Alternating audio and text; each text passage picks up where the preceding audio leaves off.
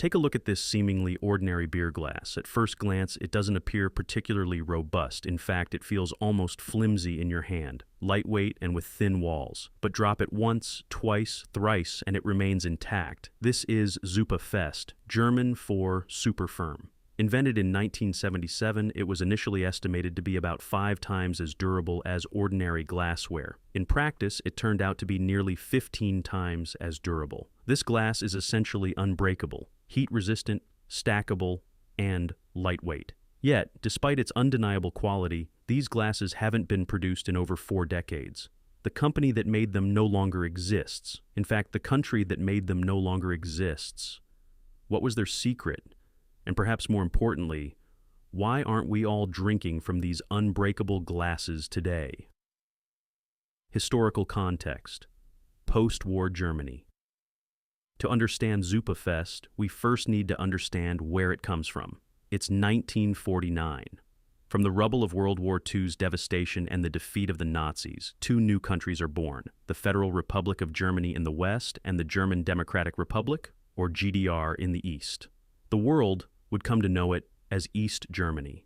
Founded under the ideals of socialism and anti-fascism, East Germany aimed to promote equality and prosperity among the working class. But throughout its 41-year existence, East Germany was a country plagued by economic hardship, particularly in its early days. Cut off from the industrial hub in Western Germany, which was much richer in natural resources, the GDR had to rely on expensive imports for raw materials. A lot of its industrial capacity and manufactured goods had been seized as wartime reparations, and many of the factories that did exist in the region had been dismantled by Allied forces. In these early years after the war, East Germany focused on establishing its own heavy industry.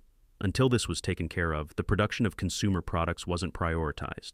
Basic goods like clothes and tools were often in short supply if they were available at all. Prices were astronomical, and even food was scarce. Every month, around 30,000 East Germans packed up and headed to the west before the border closed in 1952. A heavily secured wall was built in Berlin in 1961. On the other side of the Iron Curtain, West Germany's economy was recovering at a surprising speed. The Wirtschaftswunder, or economic miracle, was elevating Western Germany far sooner than anyone expected. East Germans were well aware their standards of living lagged far behind their West German neighbors. This ongoing source of tension between the governing party and the workers led to increasing dissatisfaction. By 1953, workers rebelled. What began as a series of strikes and protests against the meager standards of living spread into a movement throughout the country. Workers stormed town halls and demanded free elections and a reunified Germany. The party turned to the Soviet Union for help, and Soviet tanks rolled in to brutally squash the uprising, killing dozens. In an attempt to meet the workers halfway, the party made considerable efforts to improve access to consumer goods. One major area of focus was rebuilding the nation's chemical industry, with a campaign operating under the catchy slogan of "Chemistry yields bread, prosperity, and beauty." The nation's chemical production was kicked into high gear. In particular, plastic started to infiltrate the nation. But it wasn't just plastic that received a push in production. By the 1970s, it became clear that something had to be done about the country's glass shortage. At a festival, someone made the unthinkable error of serving a high-ranking GDR minister beer in a paper cup. Drinking it from a paper cup was naturally utterly unacceptable. In 1975, GDR officials tasked a research lab with figuring out how to improve glass. It needed to be tougher and more resistant to sudden changes in temperature so that glasses wouldn't need to be replaced as often. As a bonus, they also hoped to create a successful export product, an innovation that would gain worldwide respect for East Germany. East German products were often ridiculed by West Germans. For example, East German cars were slow, sputtering, and cramped, and GDR citizens would have to wait around 9 years to get one. Their West German neighbors, meanwhile, zipped along the Autobahn in Volkswagen, BMW, Audi, Porsche, or Mercedes models, and they became very rich exporting them. Socialist production needed to gain legitimacy on the world stage. Could unbreakable glass be the big win East Germany needed? The innovation of Zupa Fest. The task of developing this new glass was classified as a project of particular urgency, and the chemists got to work. Inventing a successful product was not easy, but they had the perfect idea: ion exchange. This process, discovered in the mid-19th century, had primarily been used for military applications. Ion exchange involves heating ordinary glass and bathing it in a potassium nitrate solution, which temporarily melts the outer layer of the glass. This allows larger potassium ions to move into the glass and crowd out the smaller sodium ions. Potassium ions, needing more space, exert pressure on their neighboring atoms, creating a strong layer of tension that prevents cracking, a first line of defense for stresses that would normally break the glass. With the ions having less space to move about, there is less space for flaws to develop. The ion exchange method worked beautifully. The scientists modestly predicted that this new glassware would be 5 times more durable than ordinary soda-lime glass. In practice, it was up to 15 times less breakable. By the late 70s, the party ordered for this new glass to be produced en masse. Restaurants all over East Germany bought up Zupa Fest glasses until nobody needed to buy anymore. They lasted for years because the glasses almost never broke. Nowadays, the glasses you find in restaurants and bars worldwide aren't even close to the same quality. Due to breakage, the typical bar replaces anywhere from 50 to 100% of its glassware every single year. Replacing glassware is a significant expense for any gastro business. By the 1980s, East Germany was in glass overproduction, and there was a surplus of Zupa Fest. The company patented it, hoping to sell it on the European market. The Council of Ministers was counting on Zupa Fest to bring in 3.7 million Deutsche Marks per year. But there was just one problem. They couldn't find any buyers. They commissioned a West German sales representative named Ahad Polk to spread the gospel of their superior new product. Polk was blown away by Zupa Fest's quality. He was convinced he'd sell Zupa Fest super fast. East Germany armed him with more than a dozen models, from beer to shot glasses, and sent him off to international trade shows.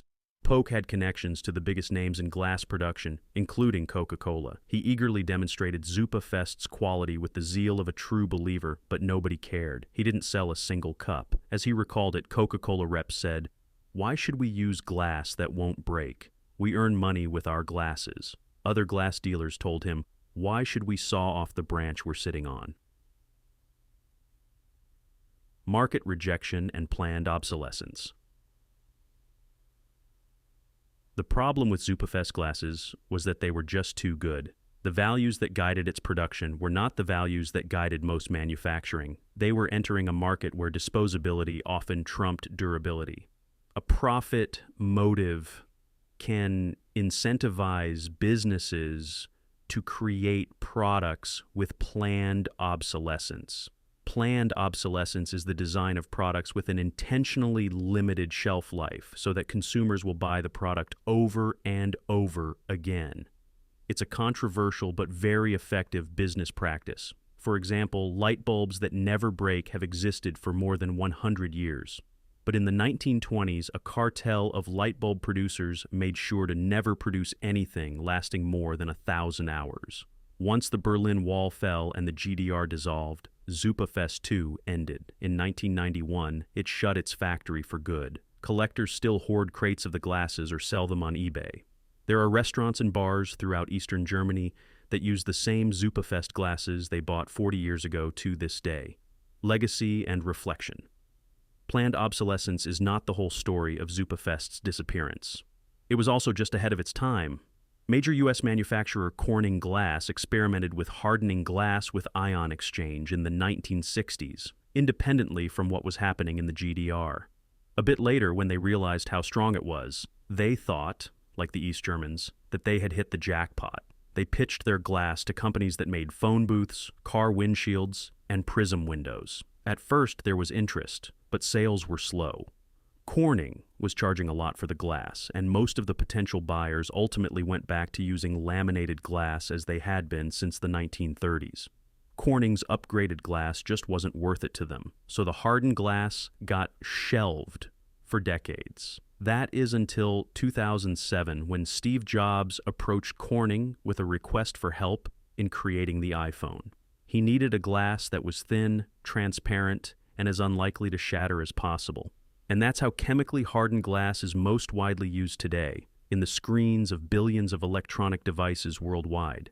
They call it Gorilla Glass. The story of Zupa Fest makes one wonder how many products around us are worse than they have to be. This forgotten technological marvel serves as a reminder of how market forces and profit motives can sometimes stifle innovation and prevent superior products from reaching consumers.